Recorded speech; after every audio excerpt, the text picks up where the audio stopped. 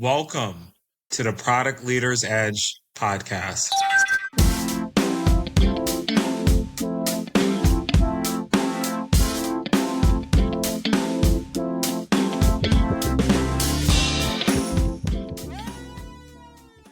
Welcome back to the Product Leaders Edge podcast. I'm your host, KJ Green. I'm a product leader, entrepreneur, and a lover of all things technology. And thank you so much for joining us for today's episode. We are continuing in our Builders series where we interview the world's best next founders. And today I have a very special friend who's joining us. And today's conversation will be about building wellness and care as infrastructure. Joi James is the founder of Finding Joy LLC, a holistic wellness platform designed to create psychologically and physically safe spaces for Black women and femmes navigating institutional environments. Joi is one of my longtime friends from business school. We met at the University of Michigan, Ross Business School. And it's crazy because I remember Finding Joy's launch back in 2023. So I've seen Finding Joy from the very beginning. But Joi, welcome to the show. Please introduce yourself, get comfortable, and please share your story with the audience. Thank you so much, KJ, for having me. It truly has been a long time. I was thinking about it today. I was like, wow, it's really been 4 years, 4 whole years. Yeah, so thank you for sharing more about Finding Joy. Hi, everyone. My name is Joi James. I'm the founder of Finding Joy, as well as a stress recovery coach. And I've been a professional that has worked in the nonprofit and particularly the community engaged design space for over 8+ years, at the intersection of social impact, racial justice, philanthropy, and how we as society can interact with systems and create and design new systems of working. So I feel like this conversation is really a few years ago, maybe even last year, I wouldn't tell you in my wheelhouse, but I definitely in the last year have leaned into myself as a product leader, and with my experience in community engaged design. So I'm happy to be here, and really excited to jump in more about finding joy and product leadership. Yes. Thanks so much for your intro, Joi. Love to just hear just your background and just the breadth of experiences that you have. It's great that you mentioned that you work in nonprofit, designing care spaces, but you've also were a corporate employee too. So you've Yes, I sat have. in the seat. Yes, I You have. have, yeah. So I think your perspective is so in tune because you understand the struggles from both sides Yes. and just a well-informed decision making in the work that you're doing. Just rolling into the origin story of Finding Joy, when you were thinking about building Finding Joy back in, ooh, seems like the early days 2021. of business. Yeah, Yeah. 2021. What gap did you see in the existing wellness or corporate support systems that wasn't fully being addressed? Like, how did it not meet the expectations for you? Yeah. I feel like when Finding Joy was at its inception, I was much more focused on the corporate support system side of things. And I'll actually preface this with institutional support systems. In the years of evolving Finding Joy, I've moved from using corporate to institutional because I've seen across philanthropy, nonprofit, public sector, corporate spaces, you name it, that there is this need for additional intentional care for employees and how they're represented across the country. And so when I recognize these gaps in the corporate space and more the institutional space was during my time working in philanthropy. I recognized that I was working around a lot of other Black women and femmes, working in communities of Black people that were working extremely hard for their communities, societies, families to overcome systems that have been oppressing them or divesting of them over time. And those who are working in these systems are obviously pouring a lot of care, a lot of love, a lot of joy into their work. And unfortunately, institutions weren't designed to really understand how to support them. A lot of institutions were kind of lacking the cultural competency and understanding of how to understand their BIPOC employees at the time. And still now, where we weren't seeing as much like vendor diversity and corporate support networks that really understood the unique challenges faced by BIPOC folks. And think about this, this is during the time of heightened social awareness around issues that BIPOC people face, the Black Lives Matter movement, um, and a lot of those things in 2020, 2021, let alone the intersectionality, right, of things around Black people, Black women, Black femmes, and folks that, really incorporate a different identity along with being Black. And I'll really say that the solutions that were made or that, through our research that we identified, we're often acting in a silo. And this is really in the wellness space now, our research that we've identified over the past few years. They really weren't considerate of holistic care or really the breadth of the healing journey in the wellness space. And that was reflected in the features that they offered. So for example, a lot of things are offering one thing and not kind of the breadth of holistic wellness. Here's an example. An app may exist to have guided rituals to help you, and that's one facet of your wellness journey, but it's not really helping you understand what is the root cause of maybe some of the wellness challenges that you're dealing with. It's not certainly helping sometimes with the diversity and representation of how you may show up and the things that you were dealing with unique of being, not a BIPOC person that these apps are catering towards and other things. Whereas Finding Joy was really thinking about how do we do this holistically? And more importantly, how do we do this at scale? Because a lot of solutions are created individually, and it was really hard to think about how we create a large scale system that works with wellness. Wow, that's impactful. And I guess like when you think about what individual employees, are experiencing in institutions, what's not being named or owned, when these wellness platforms, wellness systems are created? Yeah. I'll say institutionally, the biggest thing that is not outwardly being owned, I feel like, as much as it should be, is the role that institutions play in creating a safe environment amongst the lived experiences of their BIPOC employees. Um, we really need to understand that where we live, work, and spend our time investing in is the majority of our day. If you really think about it, if we're going to work to 14 hours or more, if you really think about some of the larger scale institutions and roles that exist in corporate spaces, a day, that 8 to 14 hours impacts our financial future. It impacts our nervous system, our level of stress that we're impacting, as well as, a lot of BIPOC people. We're seeing this is our future, right? We worked very hard to get to these spaces to now, be able to build a life that we want to live.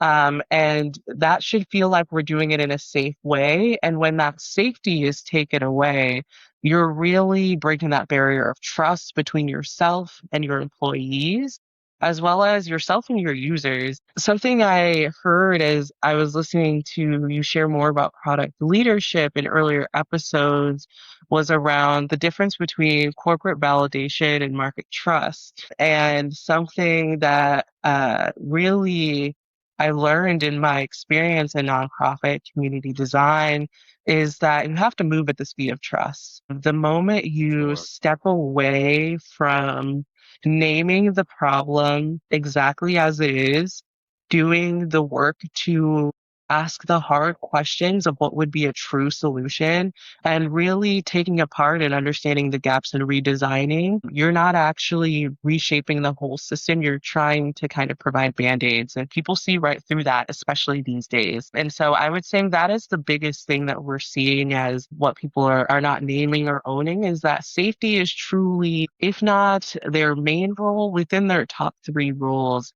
as a manager in an organization, as a CEO in an organization, and certainly the roles that are designed for that, HR and what have you. But it is everybody's role to design systems of care within these companies and organizations. For sure, for sure. And that just brought up another question in my head because, you kind of mentioned just the dynamics of 2021, 2022, that time frame. But how are BIPOC employees thriving today in 2026? We've had so much change. So how does one thrive? What are the safety systems of today? What are we doing? Yeah, I would say the safety systems of today are really honoring time and Mhm. understanding what wellness looks like for folks individually and as a group, right? Really understanding the science as well as the experiences, the lived experiences of BIPOC employees and how lack of safety can impact long-term health is really necessary. And so I think organizations are starting to understand that, and that's due to people speaking up over the time of, 2022, 2023, 2024. Saw a lot of folks leaving these spaces because they are looking for roles, or rather creating them now. A lot of folks are creating them now Yeah. that really honor who they are, their core values, and the lives that they want to live long term. And we're seeing a lot more Black women and femmes choosing that daily. There's a lot of work recently that is coming out. I recently shared that I don't love the language, but it's basically around how Black women and femmes are leaving this notion of we have to have the American dream job, right? We're working and stacking these degrees so we Mm, can climb these corporate ladders. And what really we are transitioning to now is choosing what we need in real time and creating a life around us and systems around us, wellness around us, experiences around us that reflect that. And we are taking the shame out of doing that. I feel like this idealist or what people had framed as idealist dream career came with a lot of societal pressure, came with additional stress. And ultimately, the goal of finding joy is to eradicate chronic stress amongst institutional systems because that eventually is going to build our economy. There's a lot of research now around the double tax, how the economic impact of Black women and femmes' lived experiences in institutions are actually impacting the economy as a whole. We think about the 30,000 plus Black women that have left the workforce over the last year. If we are not thinking that that is not impacting our nation's economy as a whole, we're missing the picture. And so, really answering this question, and Black women who are now taking hold and autonomy of what careers can look like right now in a safe way is really changing the landscape of institutions and how they're designing their care strategies, how they're designing their mm. onboarding strategies, their retention strategies, and so much more. For sure, for sure. And I chuckled when you said that Black women are actively choosing, work outside and debunking the American dream as we have seen on Instagram. One of our near and dear friends did a whole Yeah. series Oh my about goodness. that. Yeah, Yeah, and it was so true. It was so factual. And I really appreciated her for doing that. absolutely. I That think that was too, honestly, and so if yeah, I may, it's inspiring and it's also remodeling, right? The for more we sure. see folks creating these spaces, the more it becomes the institutional norm. So yes, I 100% agree. It was inspiring for me to see that and definitely a motivator. For sure, for sure. And I guess, with that in mind, another question came to my head. When Black women, femmes decide to make this step out and this leap of faith to entrepreneurship, creating their own, work experiences, creating their own companies, how does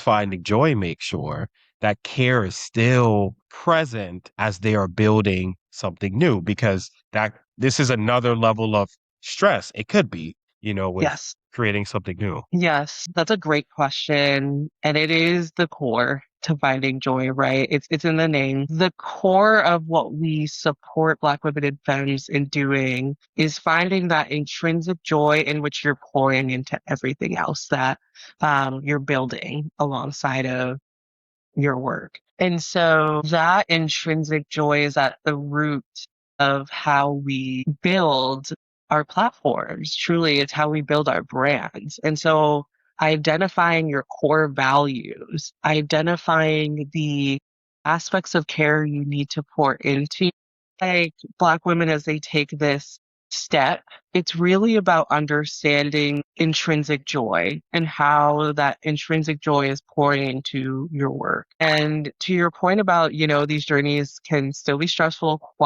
they definitely can. I saw something today that said building a business is an act of self-trust. And Black women and femmes, self-trust is something that we are constantly questions about the decisions we make, why we make them, the Yeah. faces we make, everything, right? And so now you're stepping into this space where you need to trust yourself and the decisions that you made for yourself.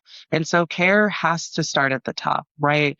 You need to start with your core values and understanding why you made this decision.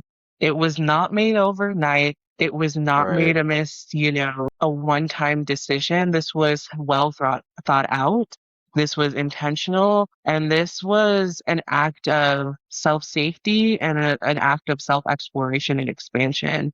And to take it as such. And so, particularly with me, with leadership coaching and working with Black women and femmes, it's always understanding first and foremost, where am I really shining in the aspects of wellness and taking care of myself? And also, where do I have ways to go amongst a whole list of dimensions: mental health, physical health, environmental, financial, spiritual, right? All of the things that we need to feel whole, Yeah. really making sure we question that first and foremost before we're building. You also said something that successful businesses these days build an audience and a brand first and then a product. And that really is centered in making sure that Black women and femmes, when they're taking these steps, are remembering that and are making sure they understand who they are and what their brand is first before they step out and build, because it's so easy for those outside factors to impact you. And so that is really how we're centering that.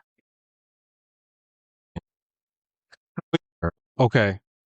So you brought up some really, really great points, and how I interpret that is really just understanding your why, which makes you understand your intrinsic value with whatever you're putting out in the world. Yes, it may become stressful, but because this is your why, this is what you want to put out into the world, it just makes it easier, more Yeah, fluent, more of you rather than like chasing the validation that's chased on the corporate ladder.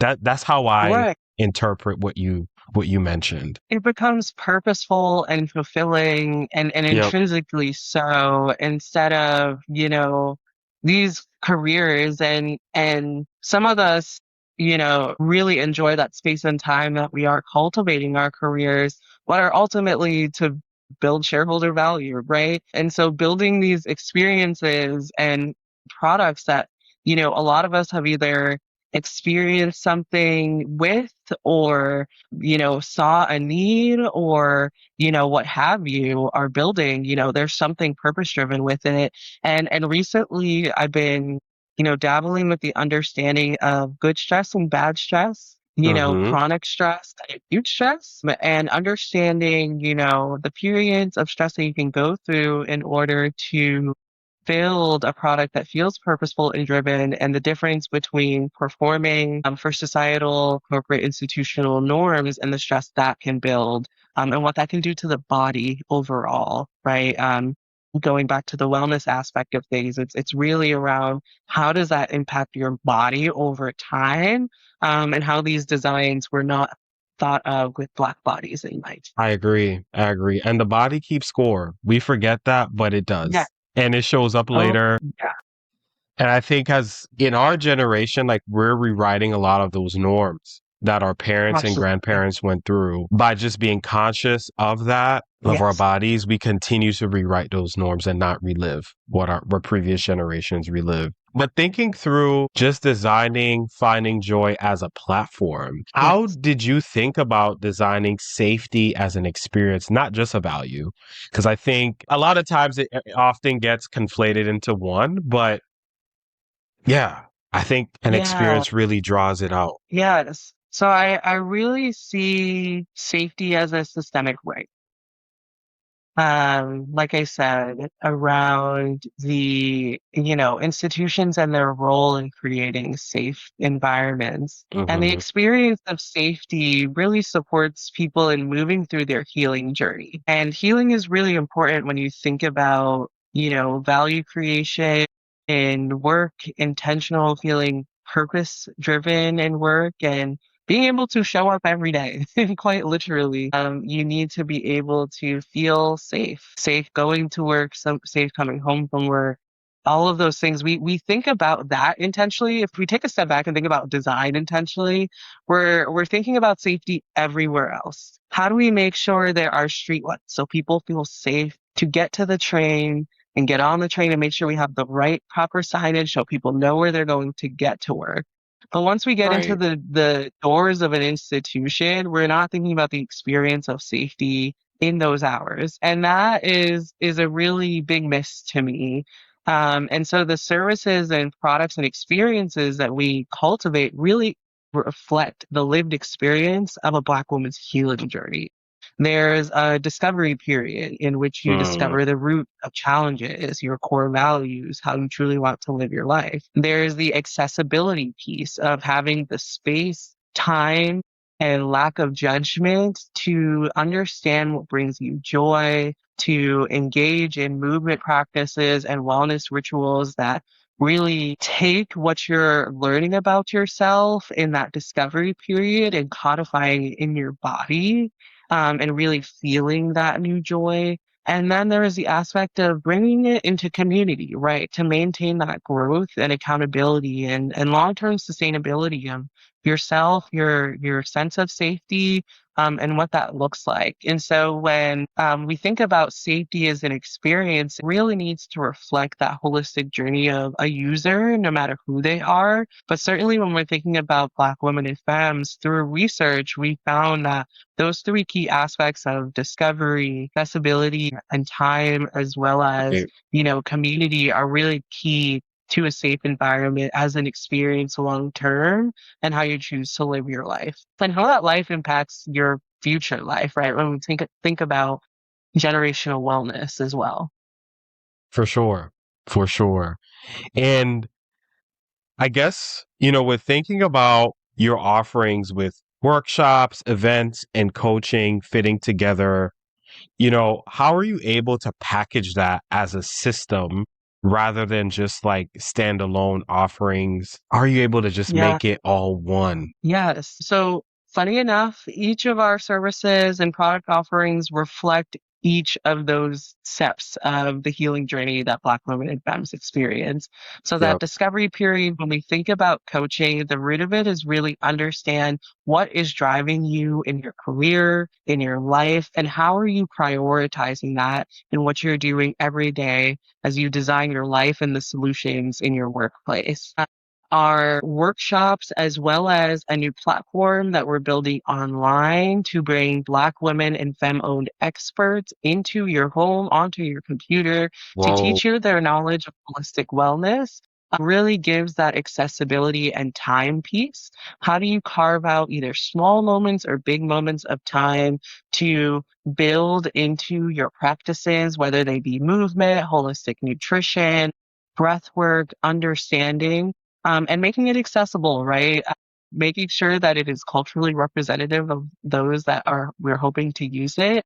And then the community piece as well, right? And so workshops in person and our events are the way that folks can meet new people that are hoping to build the similar types of things that we're bringing to the space. So we've had Pilates events. We've had breathwork online workshops that really spoke of Black dreaming, and how we dream of different systems of safety and bringing them back to the spaces that we worked in. And that was then embodied by breath work. And we had a lot of folks that were like, I really didn't know how this was going to, but I'm actually really feeling this and really taking this into who I am moving forward. And so that is exactly what we're trying to do through the systems and services and products that we're building. And I'm really excited because this year that really came together. It's good. And more each day through my leadership coaching practice, through my Pilates instruction practice, and working with our different vendors, we're seeing this system working hand in hand more and more. That's awesome. That's awesome.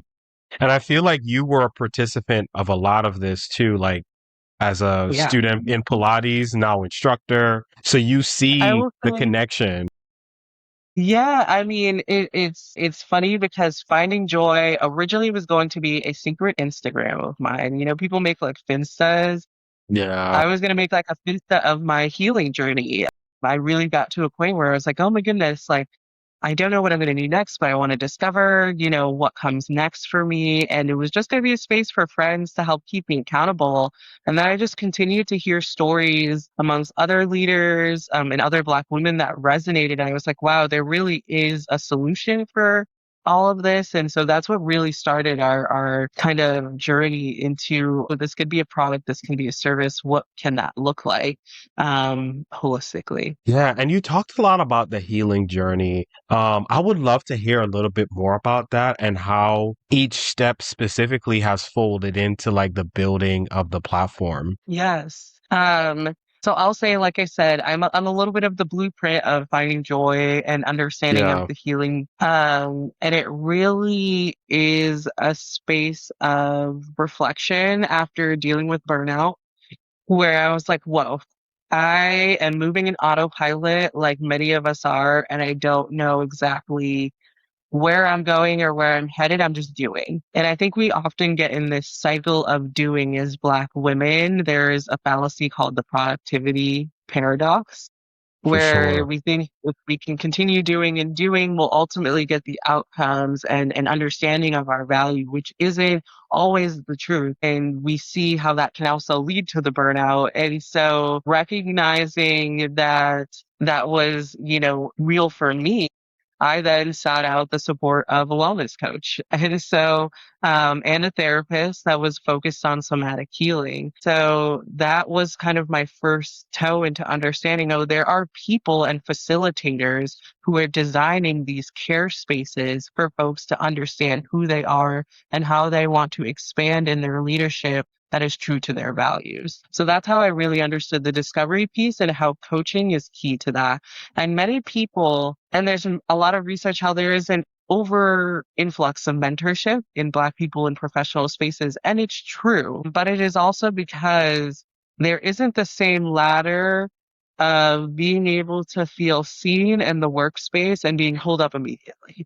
Right? We are working in rooms together in communities to understand what gifts we have and bringing those into spaces.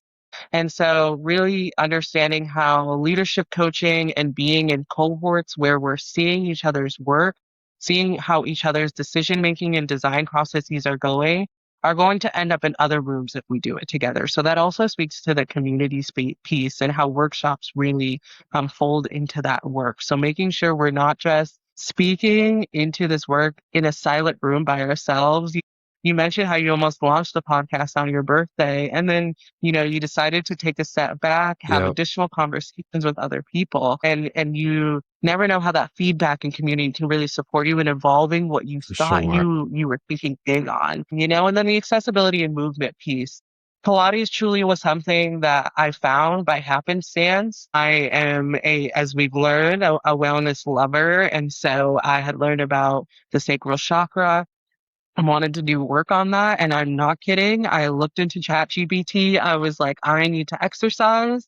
I need to work on my sacral chakra. Apparently, And so, can you help me find, wellness movements that help me with that? And Pilates came up, and I remember hearing it from someone else about Pilates.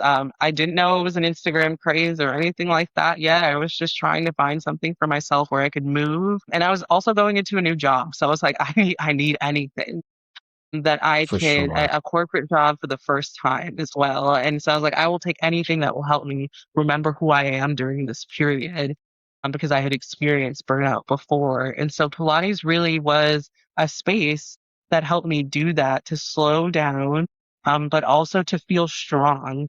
I like to say soft and strong is how I feel with Pilates. I feel like I can be soft with myself, but I know that I am intrinsically strong. And that's Yeah, how the movement feel. So it's not just an exercise, it's not just like daily workout. It truly is something that I've incorporated into how I move as a leader.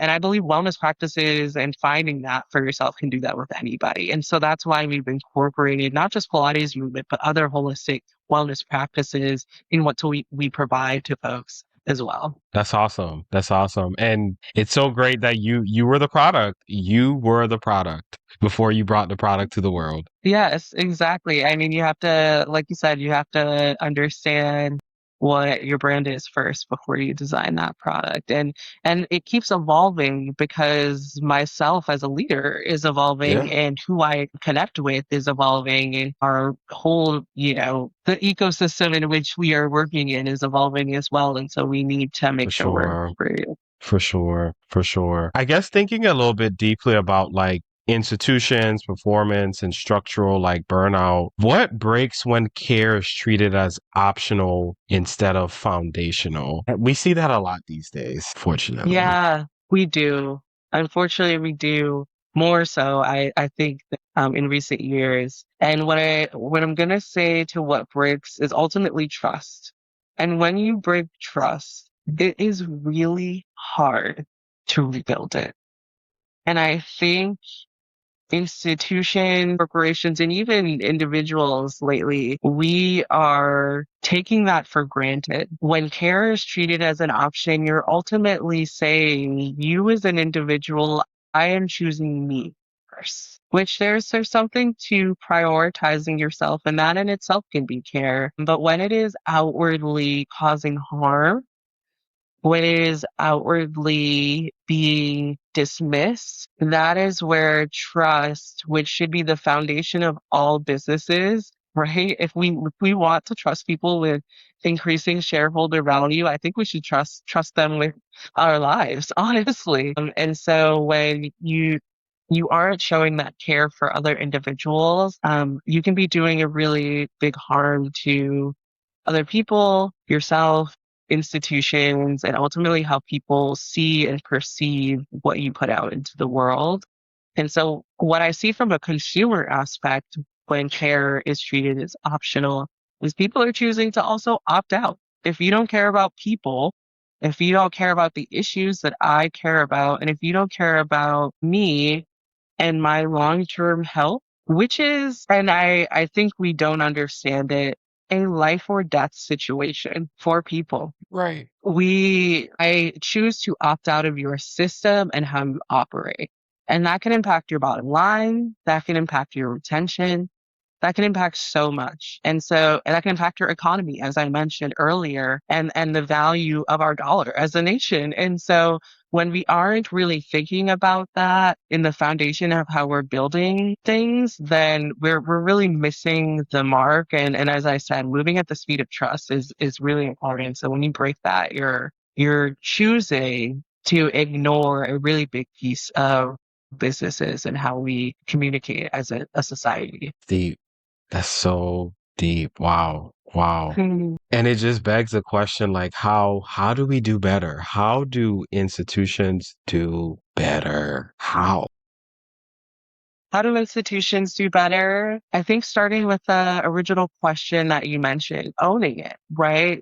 Yeah. Looking at yourself, intentionally and asking ourselves, are we doing what we can to make everyone that we work with or that can be represented by the work that we do feel safe? If the answer is no, there's a gap to be identified, whether that's in the policies that you engage in, whether that's the experience that you offer day to day. There's questions that need to be answered. And first, it's what, right? What is the thing that's causing harm? And asking your employees, the people you work with, right? Conducting surveys to understand that, conducting that period of discovery, understanding lived experiences of those that you're working with, and then working with people that are truly doing the work well, like Finding Joy, like other organizations, Yep, to build long-term systems that are culturally competent, that are safe, that are helping people understand the root of themselves and why they come to your work or choose your product, and then building for that. I come from a background of community engaged design that is really about co-creation with the people that we're designing for. And as a business, as a corporation, as an institution, you are ultimately designing for someone. That's right. That's the core product of leadership. And if you're not thinking for about sure. their safety on a day to day, then you may be missing a core piece to how your product functions. And ultimately, a consumer may not be um, interested in what you have to do. And you may not actually be designing the actual solution you think you may be. So I think to do better, we need to be asking ourselves more, are we actually creating these safe systems? If we're not, what can create a better system? And then working with the people that you either have within your organization, like an ERG, or outside systems that can help you design those safer products and safer experiences for those you work with. For sure, for sure. And I know we talked about institutions, but the question that rings in my head too is like, where does the ownership fall on the individual? And what would you say to that individual? What framework, like what questions should they ask themselves to pull away Yeah. when it doesn't feel, when care isn't being prioritized? Yes, there's a lot, right? And I want to say this also speaks to your earlier question around workshops, leadership coaching.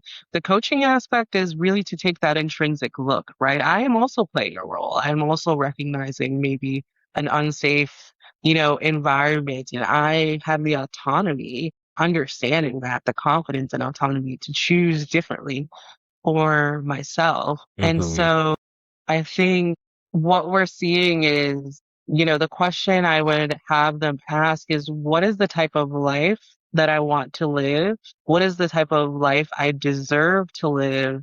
And then really using a strengths and wellness based assessment to dive deeper in that. And I have used that through my leadership coaching practice, giving folks frameworks that have, a simple statement with a liker, I am good at storytelling, or I can go to others when I need help, really assessing themselves on that scale. And then asking the hard questions. Is this due to my profession? Is this a boundary I need to set with an individual? You are at the end of the day in charge of how your safety is impacted through boundaries and through understanding yourself. And so that piece of the work Sure. is very important. And so I'd say, what is the life that I want to live truly, and not what is the life that society is creating for me or telling me that I need to live? I love that. I love that. Thank you for answering that. And what is it like to both be the builder and the container for this work? It's special, I would say. It really is. I am learning so much about myself through this work, and ultimately building really exciting products because of it. This wellness-based app that we are so close to launching is truly something that I would not have expected 4 years ago when I started with this little idea to just create safer spaces for Black women that felt burnt out. I didn't think it would turn into a full-fledged online platform that will connect people to these resources in real time and help them ask these questions for themselves. And so I wouldn't have realized that if I myself didn't go through that. I didn't see other friends, family, community members going through some of the things we've talked about and named it. And I'm truly the type of person, if I see something, I can't help but shout it from the rooftops. Yeah. And it's something I saw that I was like, oh my goodness, we as Black women are chronically stressed and overlooked. But at the end of the day, we're still choosing ourselves and creating the lives that we want to live that are so beautiful. Hmm. And I feel beautiful to be able to model that. It is a brave thing to do. It is not easy. It is breaking the mold of what we have been told. And I think, if you're someone out there that is not a container of the product that you were building, recognize that go out there and get the lived experience For or sure. get the expertise, the knowledge, the background as much as you can on what you're building and making sure that impacts your product. This week, my UX UI designer and I discovered the software that we've been looking for months because I went to recommend an online Pilates studio to someone else. We have been looking for this design solution for months, and I ran into it practicing Pilates on my own. I was like, oh my goodness, I've been looking for this software everywhere. Wow. Where has it been? I sent it to her and she was like, how did you find this? And then I showed her how I found it. She's like, oh my gosh, this is exactly what we're looking for. And it is the Wow. final piece of our puzzle. So being the container brings a unique experience to building a product. And it For also sure. just makes sure that I am building with those that are going to be on the other side of this product at the end of the day, which is very important to us is finding joy and is when you're designing products for humans, which is almost anyone, you should be making sure you have that mind. For sure. For sure. And that's true product leadership. I mean, I love it. I love it. Right? And for a product like yours, I almost think you have to be a container because you don't want to cause harm in any way, any shape or form. So, wow. Yes. And I will say, even for myself, as a Black woman that has experienced these things, I'm still doing my research from a scientific and an economic standpoint, right? For sure. I'm doing my research on understanding what chronic stress is and how it impacts the body. I am not a doctor. I am a Pilates instructor who is understanding anatomy more and more, but those things are things I still have to do my research on. And we're a B2B to C company. So understanding how the institutions we sell to are thinking and who needs this most is also a part of how we work. So you can be a container and also still have a lot of knowledge to build as a product leader. Agreed. Totally agree. Okay, so we're getting to the final question Oh here, my and I goodness. want to ask Joy, how do you protect your own capacity while supporting others in your work? So it took a long time to get here, but it's the foundation of the work. And, you shared it at the top of the podcast episode that, 2023, we were launching Finding Joy at a live event. And I will say, for about a year and a half, almost 2 years, we didn't have as much success in that work because I was operating from a place of a lack of capacity. Hmm. And like I'm saying, with this kind of work and being a container, you need to be able to pour from that full cup. You need to be able to understand and be living your values in order to build this product, specifically the ones that we are working on. And so for me, when I found my wellness coach, when I found my therapist, when I began Pilates, started eating healthier, really figuring out what was the routine and the system that I needed, it became priority number one. It's how I design my day in order to be able to efficiently build these products and this work that I'm doing and ultimately a brand and like I said eradicating chronic stress long term. I'm hoping this saves lives, and so this is really serious to me, and so I feel like I need to seriously take care of myself. It's at the root of the work. I can't be over here not taking care of myself and telling everybody to take care of For themselves, sure. and we hear all the time that people do it, and of course there are going to be hard days, tough days. For but sure. really being honest with myself about what those are, and keep going. Like I said, building a business is all about self-trust. So taking care of yourself and making sure you have the capacity, and the brain power and the ability to think and provide, honest thought to others. You need to be able to take care of yourself. So these days, to be really real, like if we could just get like really real, I love naps in between my two dogs. Like that really like fills me up in a day. I do Pilates every day. I'm now working with clients with Pilates and seeing them commit to themselves and to find this new system of movement and commitment in themselves has been really beautiful. And so that has really been filling my cup. A lot of time with family, and loved ones has been a really big part of myself and how I operate these days. And then remembering who I am and where I've come from. So listening to dance hall music, Yes. connecting with my ancestors Yep. and really pouring that into what I do is how I make sure that I'm taking care of myself in this work and making sure that I keep going and doing that. No matter how hard the day, you have to remember that you decided what was safe for you. And you can make sure that you live that I love that, Joy. I love that response.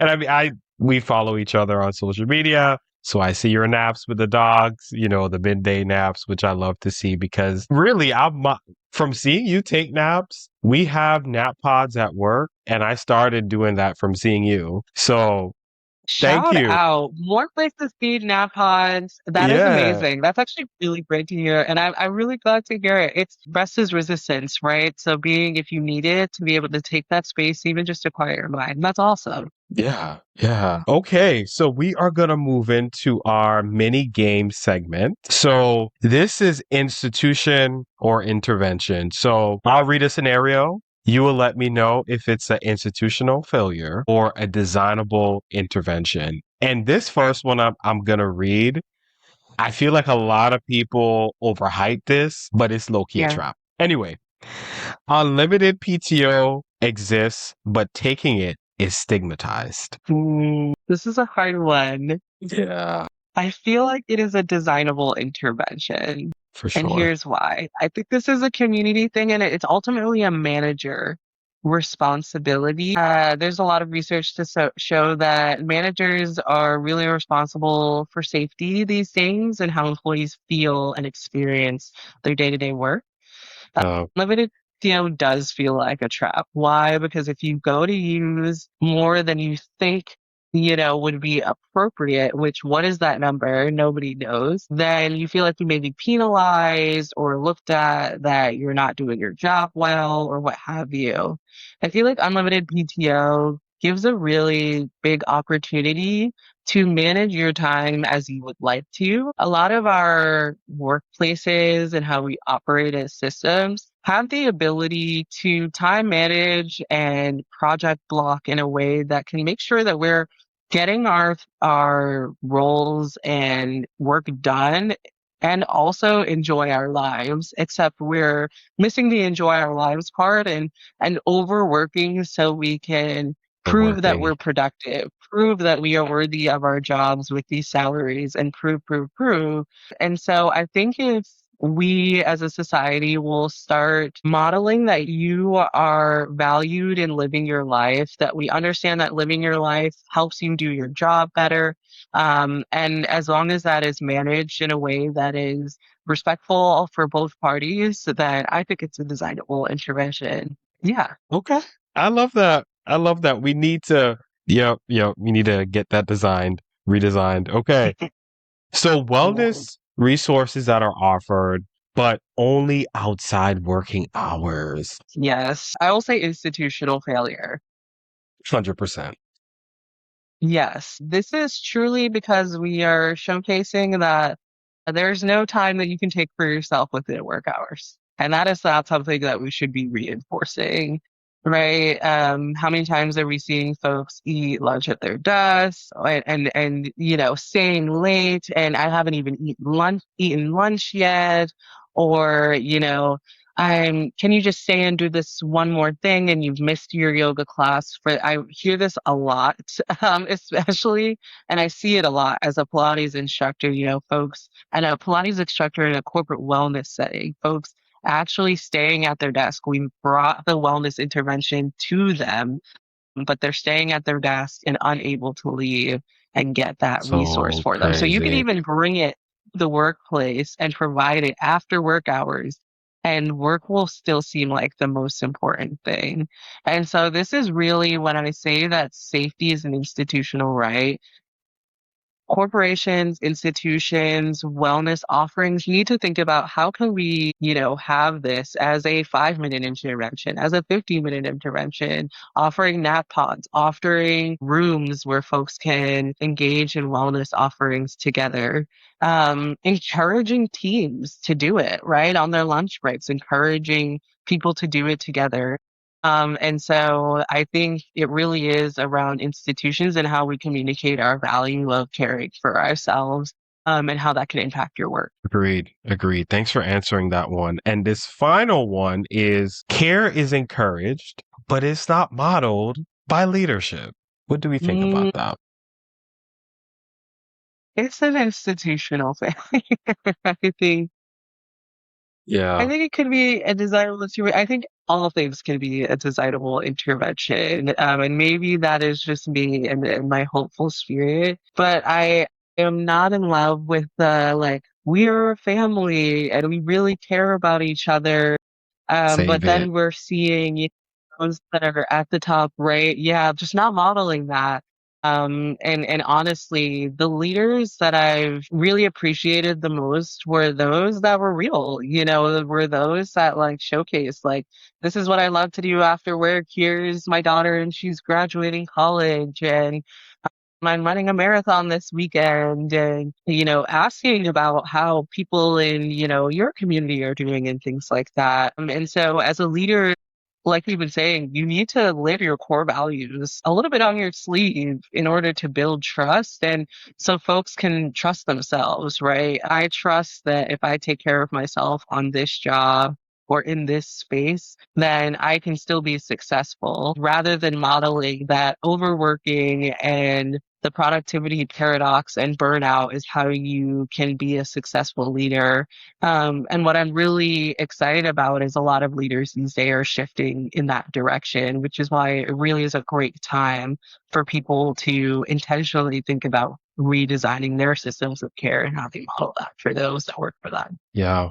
Yeah. That's awesome. Okay. Well, that's a wrap, but there's one last question because you mentioned that you are building a platform. Yeah. So when should we and the audience expect this new platform? Yes. So we are in the final stages. Like I said, we just had a eureka moment of the final software that we needed. And of course, there's always fundraising needs, but yes, we are building a Finding Joy web-based platform that Wow. connects folks to holistic wellness resources like guided rituals that are all developed by Black women and femmes and that are offered, as well as live events along with those. So that is going to be available for folks to test and use as early as April.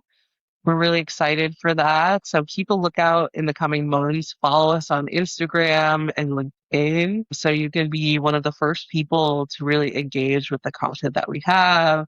We're looking forward to having yoga practices on there, Pilates, breath work, holistic nutrition, as well as ways that you can meet us in person with live events and engage with us virtually with workshops and leadership coaching. So we're really excited to have a full-fledged product. And like I said, these really began as services. They began as parts of my healing journey, and they've naturally developed into a web-based app and a product that we believe is evolving on some of the current market leaders like the Calm app or Headspace or things like that. Nice. That is awesome. And what's your LinkedIn and Instagram handles just so that we call it out for the Yeah. audience?